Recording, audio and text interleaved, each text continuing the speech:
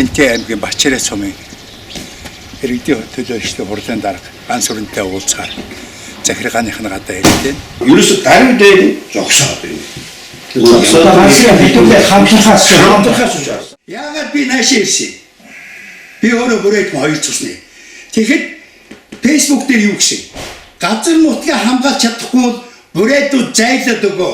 100 жилийн өмнө богд эзний зарилгатайгаар та нарт хүлээж өгч гисэн нутаг. Одоо би давъя. Бодончир мөнхгээс үүсэлтэй боржгончууд юм бол энэ улсын 80% бид нэр авч явж байгаа юм бол бид тэр газар нутгаа өвдөж байгаа газар нутгийг хамгаалъя гэж. Гэхдээ ингэж яхад чи бүрээд хүн, би бүрээд хүн, бид бүгд бүрээд хүмүүс. Тэгээ одоо энэ түүхэн үүрэг цагдыг бид нар ганцхан сонгоод байна шүү дээ. Манай энэ 3 сая монголчуудын 60% нь боржгон гэж овгийн хүмүүс байдаг гэж төв тоо баримт байдаг. Тэрнээс гадна бол Урянхай, Дөрүүд, Баяд, Урууд, Мангууд, Бэсгүүд гэх мэтлэнгээр нэг 20% нь бол онон мөрнөөс гаралтай овг аймгийн хүмүүс байдаг гэдэг нь бол судалгаачдын хэлдэг тоо байгаа юм. Нийтдээ бол манай монголчуудын 80 гаруй хувь нь бол онон мөрнөөс гаралтай овг аймгийн хүмүүс болдөө.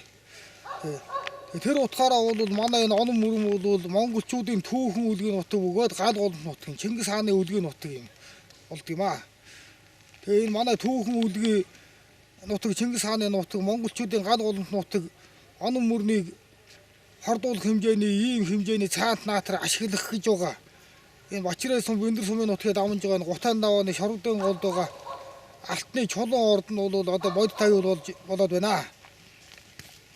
Тэгээ энийг бол ухуулахгүй лицензээ цуглуулж тусгай хамгаалалтанд авахын тулд манай онон мөрөн хөдөлгөөн байгууллагад онон давах сомдууд бол нэгдээд байна. Өнөөдөр нэлээд олон хүн мортонгууд маань их олон ирдэ.